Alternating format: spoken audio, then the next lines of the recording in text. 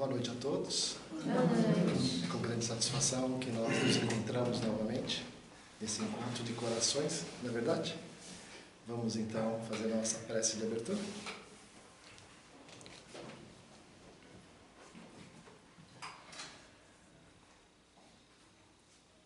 E assim, meus irmãos, vamos tranquilizar os nossos corações. Podemos elevar nossos pensamentos aos mais altos dos céus, na busca do nosso irmão maior, nosso Senhor Jesus Cristo.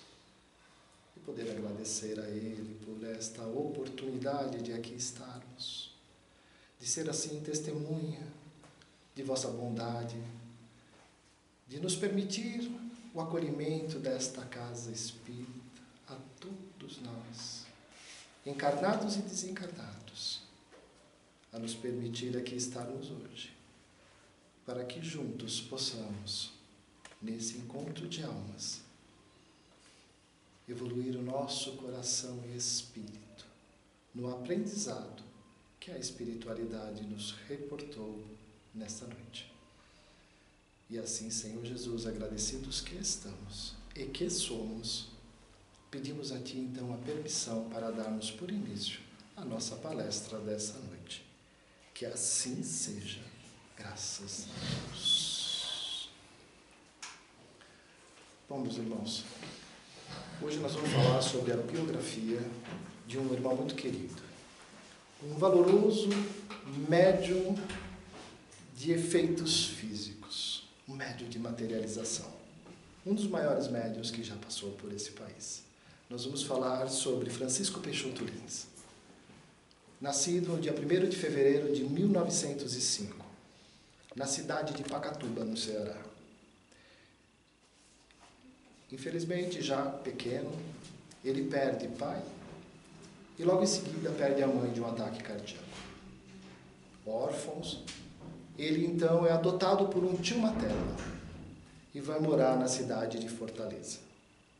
O tio dá para ele todo o aporte familiar, todo o amor necessário, como família, lhe conduzindo à educação familiar e também escolar. Francisco era um rapaz miudinho, baixinho, mirradinho. E ele tinha um primo, seu primo mais forte, mais grande. O seu primo tinha um apelido de Peixotão, e a ele, Peixotinho. Apelido que ele levou até o final de sua vida e, quiçá, no mundo espiritual também. O sonho dos seus tios era que Peixotinho se enveredasse pelas sendas do sacerdócio. Queriam que ele fosse padre, era um sonho. E aos 14 anos, Peixotinho e os seus tios decidiram se matricular, então, num seminário. Como todos daquela época, tinham então uma visão de que os padres eram homens estudados, conhecedores da ciência, representantes da divindade na Terra. E Peixotinho tinha dúvidas. Dúvidas que lhe balançavam a alma, amarguravam seu coração.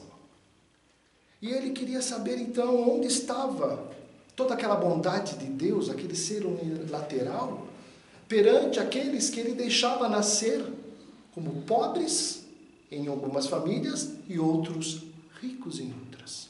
Por que essa desigualdade social?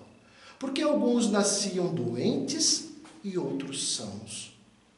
Por que alguns nasciam deformados e outros nasciam imperfeita, um corpo perfeito? Por que alguns nasciam com uma auréola de bondade enquanto outros traziam a maldade no seu coração? E isso ia colocando em dúvida o dogma da igreja. E os padres não explicavam para ele. Diziam que aquilo era mistérios da fé. Cabia a Deus aquelas respostas. Mas Peixotinho não se contentava com aquilo. E continuava a fazer perguntas. Então, num tipo de fica quieto, menino, passavam a dar penitências e sofrimentos para ele.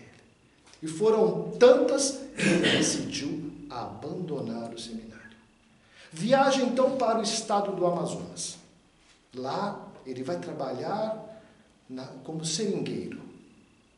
Ele vai tirar látex da seringueira. Porém, é um trabalho árduo, pesado. E ele, então, consegue se superar até mais ou menos por 2 anos, quando então decide voltar para a fortaleza.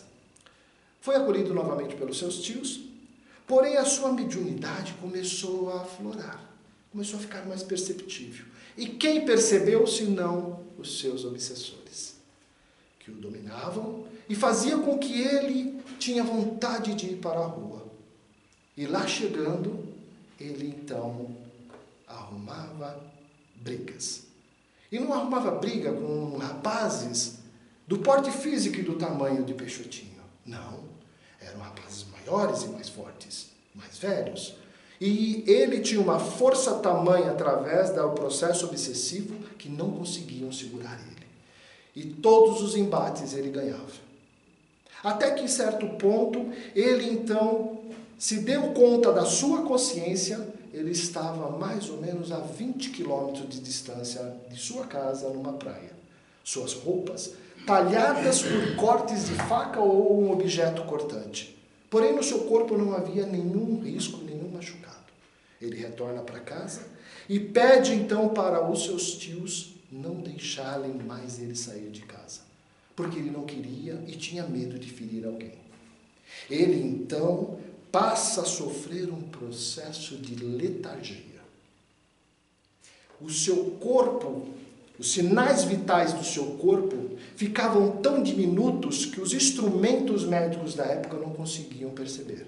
A família lhe deu como morto e já queriam enterrá-lo.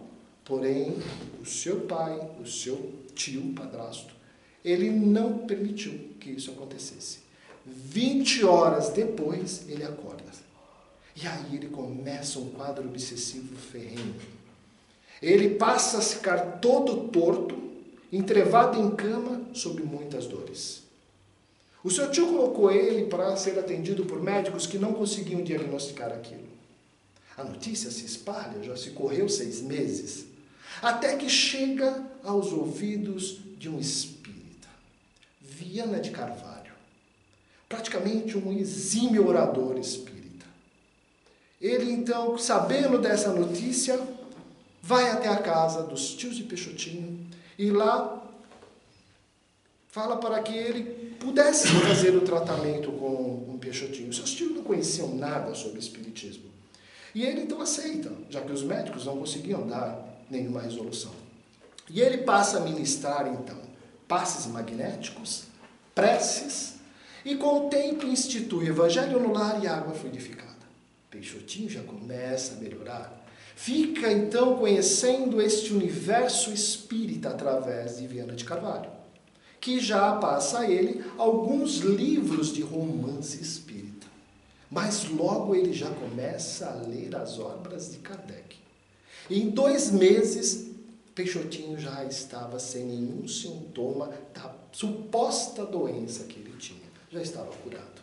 E ele então passa a frequentar o centro espírita que Viana de Carvalho militava. Viana de Carvalho passa a perceber então que Peixotinho tinha uma grande mediunidade. E começa a trabalhar para o entendimento do Peixotinho dessa mediunidade. E ele se torna, então, esse grande médium de efeitos físicos e de materializações. Podemos dizer, então, que a obsessão foi a estrada de Damasco para Peixotinho.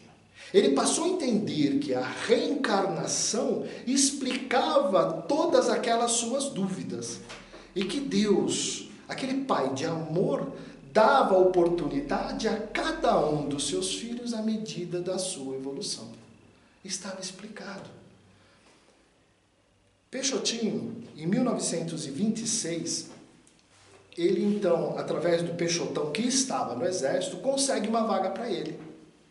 Vaga esta que ele segue carreira e se aposenta como capitão do exército.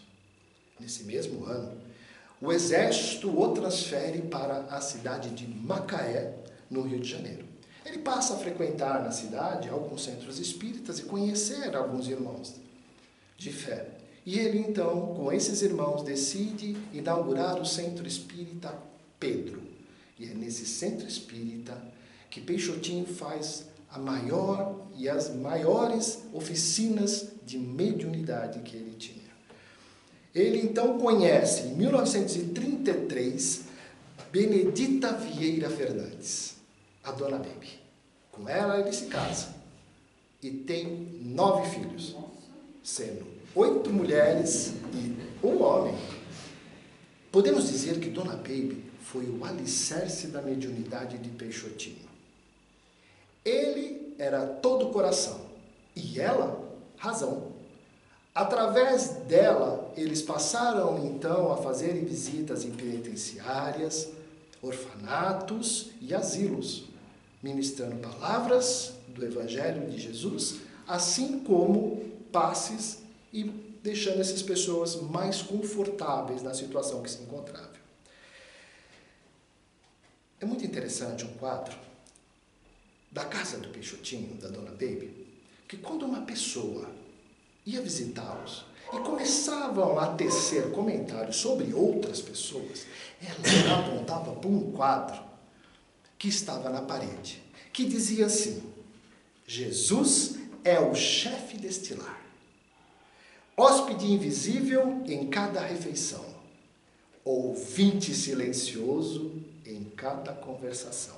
Quando as pessoas ouviam aquilo, viam essa mensagem, parava na hora de tecer esses comentários. Uma pessoa íntegra, muito reta, uma espírita fantástica. Ela então era o bloqueio inicial para que não chegasse elogios em Peixotinho para não estragá-lo. Certa vez ela estava na cozinha, recebendo uma visita, e Peixotinho estava na sala recebendo um senhor que veio do Rio de Janeiro. E o homem disse para ele: Peixoto, você pode se considerar o maior médium do Brasil. Ela, quando ouviu isso, ela pediu licença educadamente para a visita, se direcionou até a sala e lá chegando ela disse para o homem, muito educadamente: o senhor está equivocado. Ele não é o maior médium do Brasil. Ele é o maior médium do mundo. Agora, basta colocá-lo numa vitrine e colocar esses dizeres em cima e esperar que ele caia abatido pela vaidade. O que ele é, meu amigo? Um pecador como todos nós somos, na qual recebeu a bênção de Deus de ter a mediunidade para assim resgatar os seus débitos. Olha que inteligência dessa mulher. Uma verdadeira espírita. Em 1945, ele conhece Jacques Zoab e Amadeu Santos. E eles fundam o Centro Espírita André Luiz, que está ativo até hoje. E nesse Centro Espírita acontecem as mais belas manifestações luminosas que já vimos. Tanto que Dr. Ranieri, ou Rafael Ranieri, ele acompanhando todos os quadros, todas as sessões mediúnicas, resolve escrever um livro chamado Manifestações Luminosas. E hoje existe lá um acervo das manifestações onde se tem mãos de espíritos diferentes entrelaçadas em cera quente. Lá existe a materializações de disco de vinil totalmente retorcido. E para nós da velha guarda, que sabemos que um disco de vinil para você retorcer não acontece, ele quebra. Você precisa aquecê-lo e fazer o esforço mecânico, não é verdade? Lá existem pedras catalogadas na Ásia. No Brasil não existe. Todas efeitos de materializações das sessões mediúnicas. Peixotinho então passa agora a fazer receitas de remédios homeopáticos. Mediunidade receitista. Nos passes de Peixotinho ele passa a fazer cura. Mediunidade de cura. Em 1948 ele decide conhecer Francisco Cândido Xavier e vai até Pedro Leopoldo. Eles se entrelaçam num laço de amizade que parece que eles se conheciam há séculos. Era muito comum ver Chico Xavier dando gargalhadas com Peixotinho pela alegria dele. E ali se processou as mais belas manifestações mediúnicas, com materialização de Emmanuel, Sheila e também de Clarencio. Nesse mesmo ano, Peixotinho perde a sua filha, Araci, com 1 ano e meio. E olha que interessante. Peixotinho era uma pessoa normal, como todos nós. Brincalhão ao extremo. Então, quando ele tinha aquela vontade de querer bater papo lá fora, aparecia Araci na última forma de sua encarnação e com o dedinho, ó. Ele então queria tomar sua cervejinha. A quem aparecia? Araci, ó. Ele queria fumar o seu cigarrinho, aparecia Araci, ó. O que sobrou para ele? Se dedicar à doutrina espírita. E aí ele inaugura em Campos do Goitacazes o Centro Espírita Araci, onde se processou inúmeras mediunidades. Caiu no microfone aqui, gente. Peixotinho era uma pessoa normal. Ele fazia questão de ser. E alegre, feliz. Tanto que torcia para o Flamengo. Só porque o Flamengo era vermelho e preto. Porque ele jogava no time Ipiranga de Macaé. E era vermelho e preto. Ele foi campeão de voleibol pelo Exército. Um exímio nadador. Foi obrigado a parar com o esporte graças à sua broncopneumonia. Era muito comum as suas filhas falarem hoje que Peixotinho adorava gatos. Depois da aposentadoria, ele sentava no quintal, pegava uma linha com um pedaço de pedra, jogava e ficava puxando, só para ficar brincando com o gato. Seus amigos espíritas relatam que ele era uma criança crescida, uma criança grande. Porém, quando se tratava de mediunidade, a coisa invertia. Ele era sério. Tem um caso que ele ia, quando ele foi visitar o seu tio, a gente pode notar bem essa seriedade dele. Ele ia visitar o seu tio e ele gostava muito de carro. Ele era apaixonado por carro. Tanto que ele juntou dinheiro para comprar um carro, um Fusquinha da época, e quando ele foi comprar, que chegou no valor, o carro aumentou. Ele não conseguiu comprar. Ele não perdeu o humor. Ele foi numa loja de um turco, comprou uma cadeira de balanço e falou, aqui está meu Fusquinha. Até hoje os netos procuram a mãe e falam, onde é que está o Fusquinha do vovô? E ele chegando lá, ele viu um senhor que ele conhecia, conversando com o seu tio. Esse senhor era pai de um moleque que ele tinha curado. E um carro importado novíssimo lá. Ele olha e fala, que é isso? E o homem fala, é seu. Meu? De jeito algum. Não, é seu, estou te dando. Ele falou, de jeito algum, não posso aceitar. Como assim? Eu não posso trocar a minha mediunidade, ou a mediunidade, por um valor? Não é assim que funciona. Jesus já disse, dai de graça o que de graça recebestes. Aí o homem falou, isso é dinheiro de bala. Ele virou para o homem e falou, então me dá uma bala. Olha a seriedade desse homem. O quão ele levava. Porém, ele tinha um coração gigante. Ele não podia ver ninguém passando necessidade, que lá estava ele para ajudar. Nas sessões mediúnicas, não tinha horário para acabar, não. Às vezes varava a noite. Então, as pessoas que lá estavam iam chegar tarde em casa. O que Peixotinho fazia? Pegava e levava para sua casa. Tinha pessoas que moravam mais de 3 anos na sua casa fazendo tratamento. As filhas de Peixotinho não tinham aquela noção, essa cama é minha, esse lugar da mesa é meu. Não. Desde criança, havia essa rotatividade de pessoas entrando e saindo de suas casas. Já era normal para eles esse tipo de atividade. Houve uma reunião de Peixotinho, mediúnica, muito interessante, onde ele recebeu médicos. Quando ele, então, se mediunizou, sabe o que aconteceu?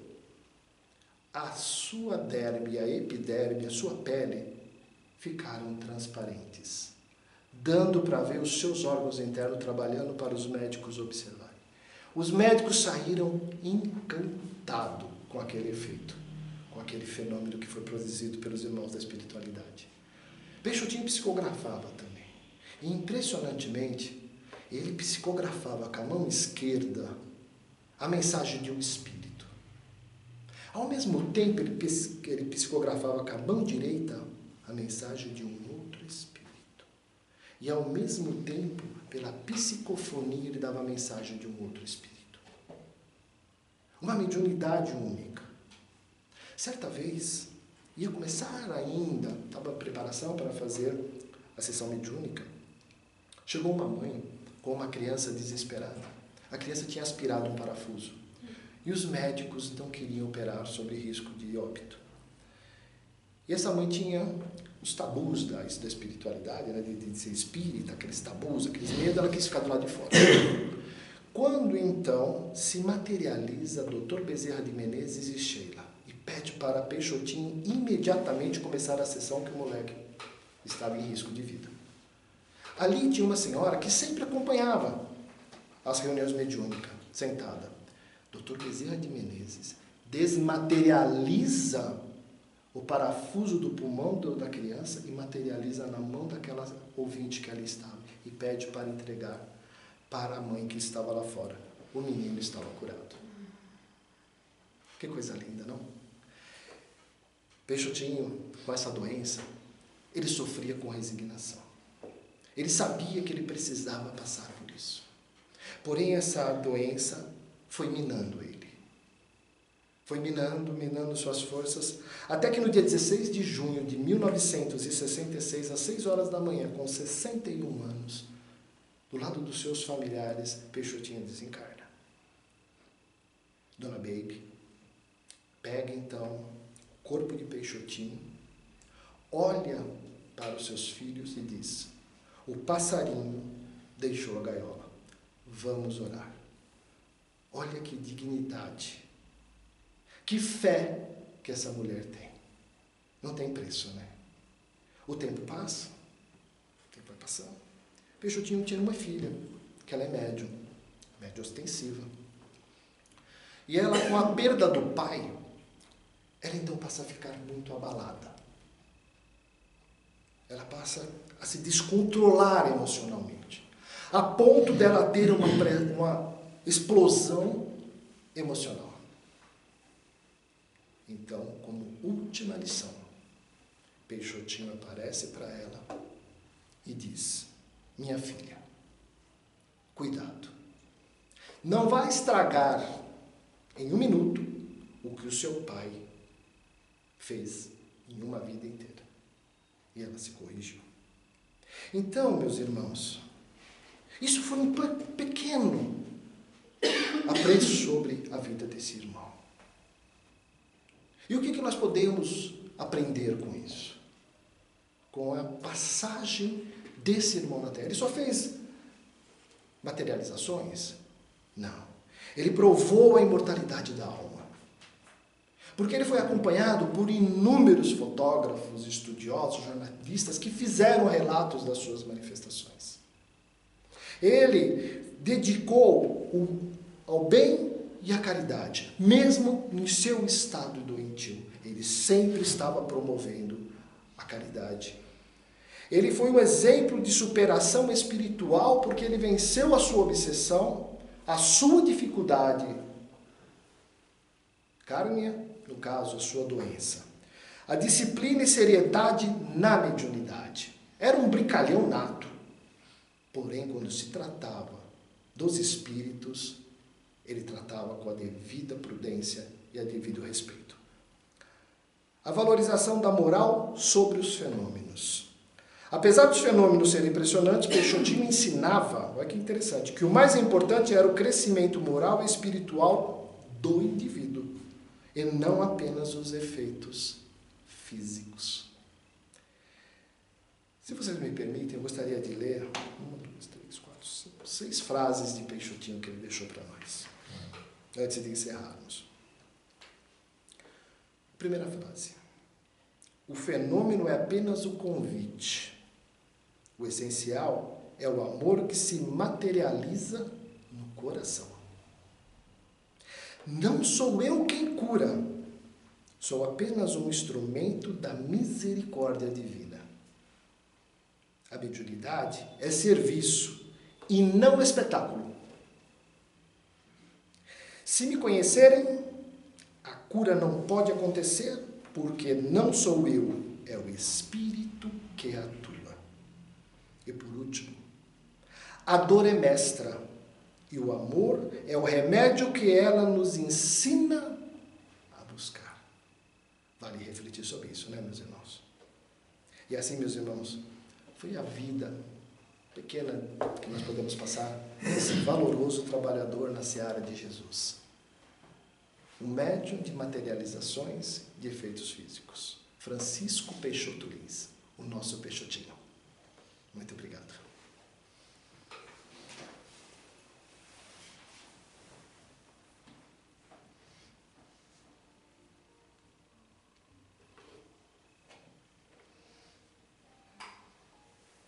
E assim, meus irmãos, agora ciente de toda a vida desse valoroso irmão que passou pela terra, que vitoriou sobre os desafios, que venceu a vida, é que possamos agora levar nossos pensamentos a Jesus e agradecer a Ele este momento, esta união de corações dos dois lados da vida, onde, Senhor Jesus, pedimos as vossas bênçãos. Pedimos a Ti, Senhor, que nos acompanhe o pensamento agora, lá no nosso lar, e promova a todos que lá estão, dos dois lados da vida, as vossas bênçãos. Que possa energizar, higienizar, fluidificar todos os ambientes pela porta de entrada, varrendo todos os cômodos, abençoando cada um que lá estiver. E se alguém estiver na necessidade da ajuda, que o Senhor possa ampará-lo. Senhor Jesus, abençoa toda a nossa nação brasileira e todo o planeta Terra. E não deixemos também de pedir por aqueles que se encontram nas regiões umbralinas, passando por dificuldades. Que esse voto de amor possa despertar em seus corações o arrependimento,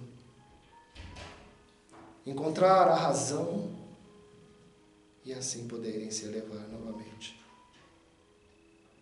Senhor Jesus, sobre vossas bênçãos e da espiritualidade amiga aqui presente, nós só temos que vos agradecer e pedir assim a permissão para podermos dar por término a nossa palestra e reunião desta noite. Que assim seja, graças a Deus.